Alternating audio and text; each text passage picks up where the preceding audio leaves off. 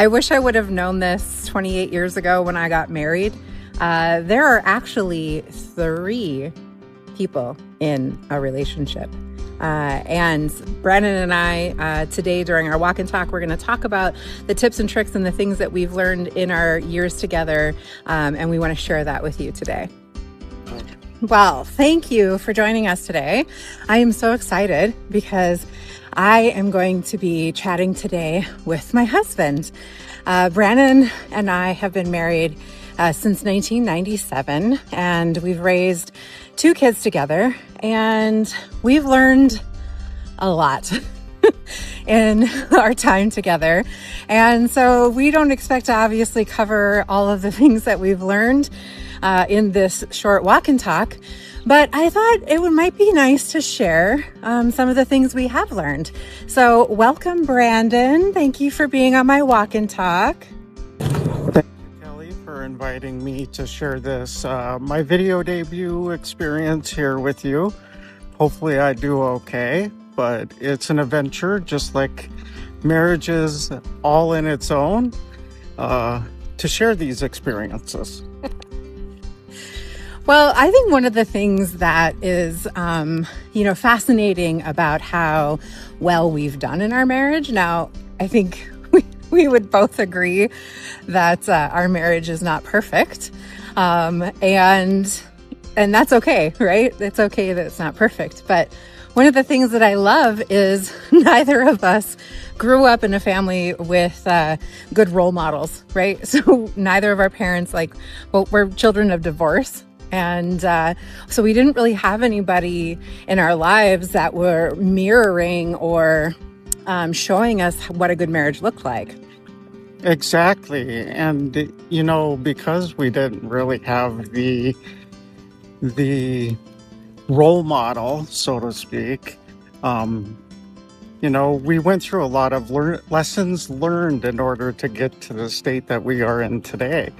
And although it's through those experiences that has kind of gave us what I would say is probably out in the world a more perfect marriage, because we got to experience things together and learn really what not to do to figure out what we should do or what is a better approach to doing things.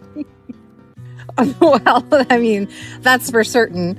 Sometimes when you've got your parents are, 1-time, 2-time marriage losers, you start to go, okay, well, pay attention to what they did so that we can do the opposite of what they did.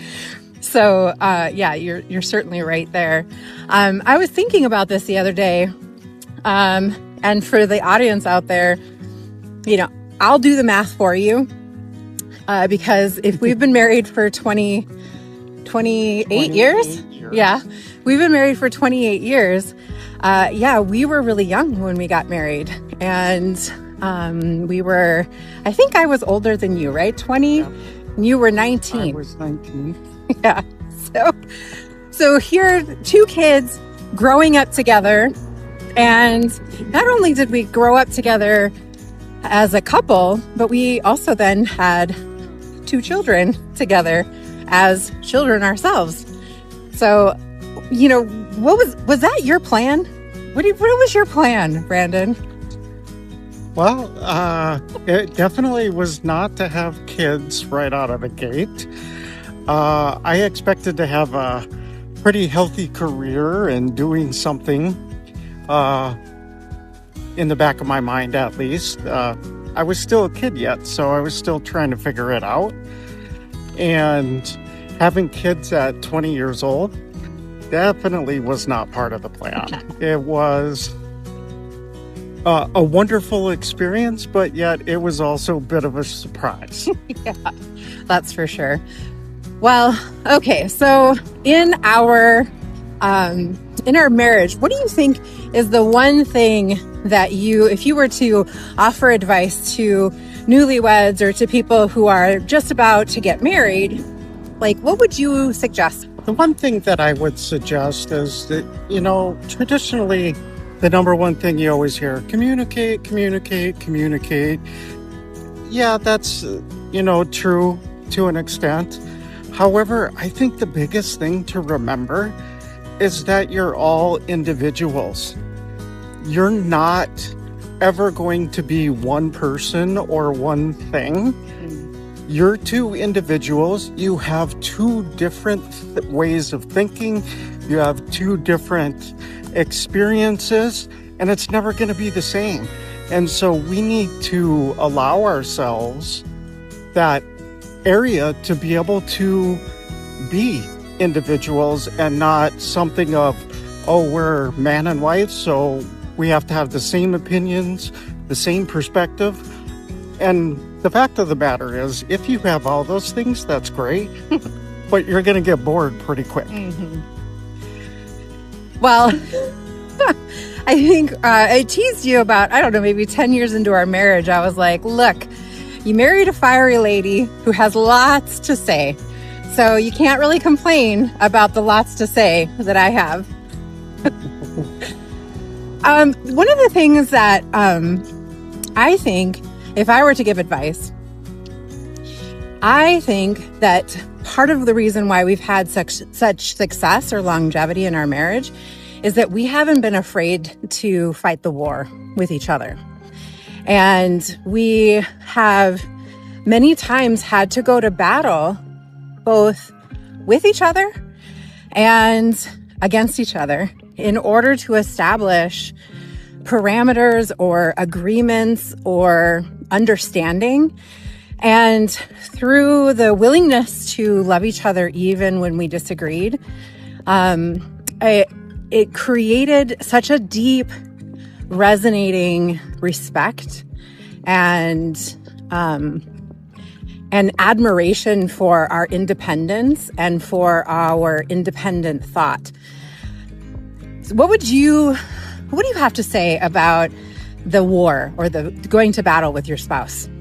Well, I think the war itself is kind of necessary, because if we're always in agreement and we're always in alignment with everything, you can't actually grow. You actually start to become stagnant.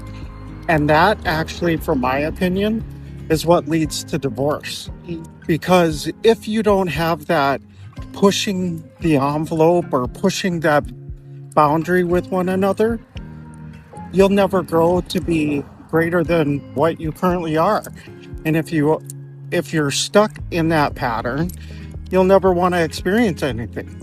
You'll just want to play it safe or play it easy. And you need that, what is the saying, opposites attract, or kind of that polarity between what's stagnant and what's in motion. And if you're not in motion and you're not, pushing each other, it just becomes boring. I definitely agree with that. I think, we have been both our greatest cheerleaders for each other, celebrating each other and pushing each other to get out of a comfort zone. And we've also been willing to say the difficult things when the difficult things need to be said. And because we have that foundation of mutual respect and admiration for each other, then we don't take it so personally when we have to have those difficult conversations. And, it's through that mutual respect and admiration and being able to say the things you don't really want to say. I mean, it's really easy just not to say anything and just kind of walk along and go through life and, everything's going to be hunky-dory. But back to my earlier point, if you're actually not having those, challenging questions, not necessarily having the question and then beating someone up about it, but just being like, that's not cool. That doesn't work for me. If you can't actually vocalize those things, you're never going to, the relationship will never get to a healthy place, even when you think it is. The silence is actually I think the saying is silence is a deadly killer, and there's merit in that. Because if you're not communicating and talking and, pushing the boundaries, you're just staying stagnant. Yeah, I mean, I think you're hitting on a topic that I think is really important for, people considering marriage or people who are married, is that there's actually three people or three energies within any relationship. That there's me, and there's Brandon, and then there's the relationship.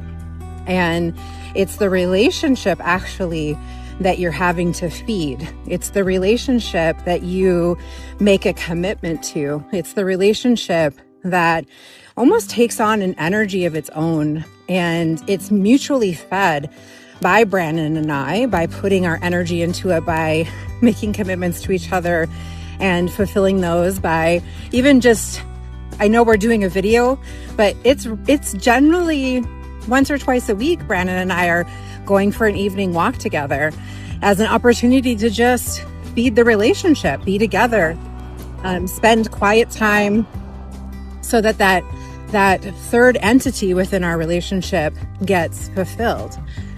When did you first notice that there was this third component to our marriage? Really, I didn't notice. Like, you always kind of know, but I didn't really actually know until I actually learned about myself. Because for the most part of the beginning half of our marriage, it was more about we got to be a one unit kind of deal. And then I started to use mystery school teachings in order to kind of get to learn and know myself. That allowed me to discover, okay, there's me, there's Kelly, and then there is that third entity, which is the marriage. And that wasn't until much later in our marriage. And then through that experience, I was able to figure out, okay, so think of the marriage as kind of like the balancing point. You get what you put in. So the energy comes back out in what you put into it. And if you're not investing into it, you're not getting anything out of it. And so it's never a 50-50 thing. And so by investing into that really the marriage is the, what I would say is the unconditional aspect of two individuals being together. Because the more you invest it has no judgment. It has no experience. It only has what you give to it. And so therefore, if you're not giving to it, you're not going to get anything out of it. I mean, mic drop.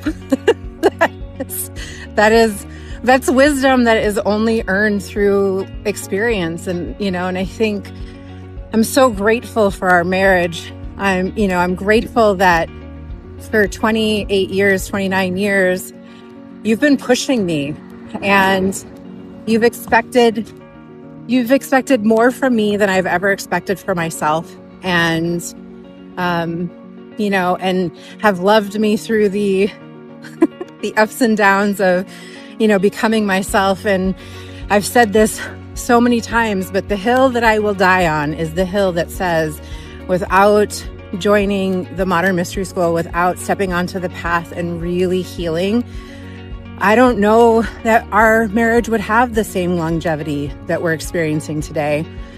And I'm so grateful for the path, for delivering us the tools we needed to continue growing together. I completely agree. And I reflect over all the years that we've been together, and the differences between what was pre and what's been post. And, in all transparency, I was kind of a rough person because of the experiences that I had in the role models that I had about relationships. So I didn't really understand what a true relationship was. And when we stepped on the path, it allowed me to start to see exactly what is a relationship, what should it be, but then more importantly, who am I? And how am I in that relationship? And what is the relationship with me? Because if it doesn't start with me, how can I be in a relationship with anybody else? And through all the tools and all the healing and all the wonderful things that have been brought forward from it, I can directly quantify all of my successes based on those experiences. It's so true. I'm so grateful that we had this time. I hope that there's some nuggets here for you. Whether or not you're in a marriage, in a relationship, or seeking partnership in the world, we're not meant to do life alone. And I feel blessed and really protective of the relationship that I have with Brandon. And I'm so glad you guys got a little bit of insight of how we work together and how deep our love and admiration for each other goes. So thank you for joining us. Thank you, Brandon. Thank you for having me. It's a great experience, and welcome to my video debut. All right. We'll see you guys next week. Thank you so much for joining us for the Walk and Talk.